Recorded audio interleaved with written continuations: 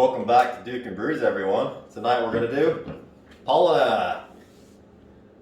Pilsner, that is. Okay, Paulaner.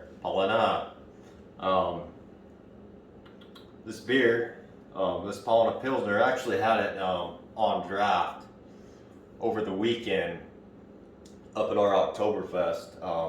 We have an Oktoberfest here in Utah, and the best one there is, one of the best ones there is here is the one at Snowbird. Snowbird is not far from Salt Lake City, kind of up in the mountains. But Paulaner Pilsner, had it on draft, big old mass, reminded me of when I was in Munich. Really like it. I drank this beer, a lot of it here in Utah, and I drank a lot of it in Munich as well. It's a really good beer. The brewery is very well-rounded. They have a lot of good beer. So let's look at the can here and see what we can find. Brewed in Germany since 1634. So the brewery's been around since 1634. Paulaner, München. As we look, München is a German word for monks. This one is their Bavarian style Pilsner. Now I really like the Helles, the Munich Helles beer, but I also really like the Pilsner that they have. So original Munich brewing tradition, and I know I showed you the can, but I'll show you again. Hopefully this camera's gonna work. I have problems with it. On the can you can see the Frauenkirche, the Church of Our Lady. I actually saw that. Really big church, so big you can't even get a selfie. Oh, you got some other buildings there. But really the Frauenkirche and the Alps in the background are the big ones. So, let's see here. See what else I can find here on the can. 4.8% alcohol by volume, so 4.8%. This is a pint. Imported by Paulaner, USA, White Plains, New York. Brewed and filled by Paulaner Brauerei Gruppe, Munich, Germany. Best before date. 6/7/2022. Might be July 6th. This one might be a little old, but that's okay. Oh, and then it's got that Bayerisches Bier, Bavarian beer. It's protected by the EU. And again, the camera is not, it's a pain, but that's the EU sticker sign on there. So, okay, let's get into the beer. Hopefully we don't have I'm having issues with my cooler. So the last beer I poured went everywhere. So it looks like it's gonna work. Okay, go ahead and pour the bad boy. I got my beloved Augustina glass right here.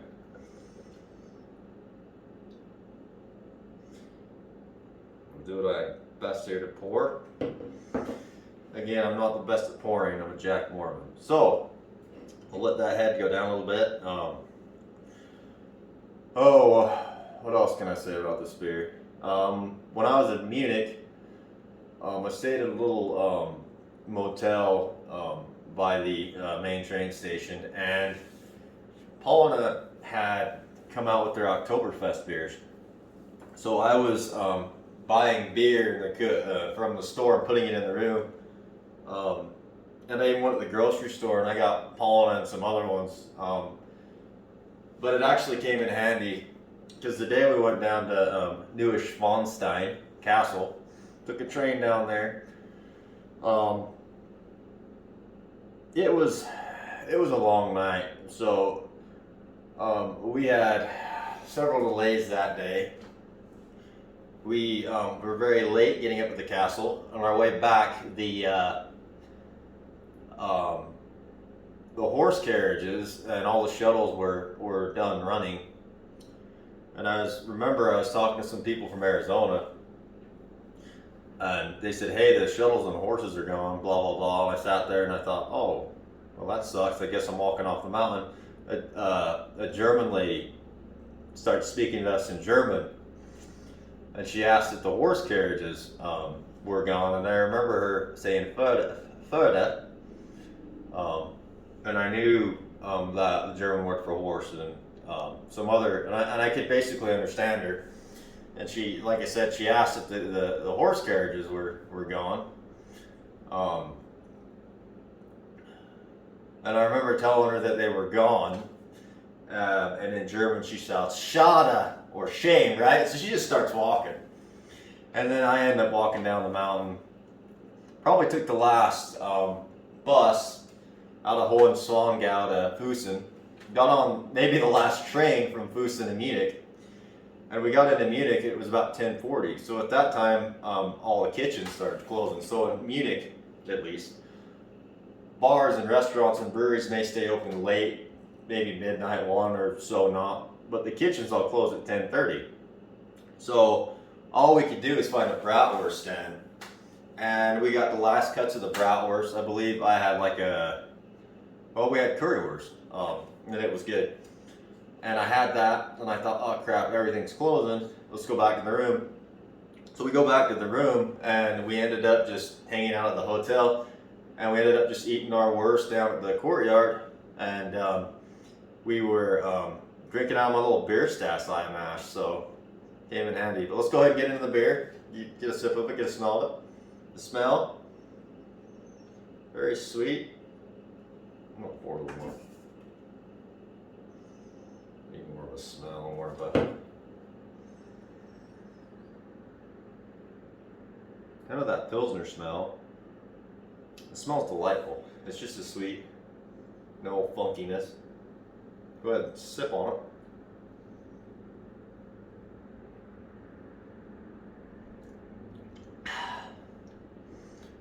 Bitter on the front. It's bitter than it smooths out. It's a lot less bitter than its North German cousins. A lot of those North German Pilsners are very, they're very overly bitter. But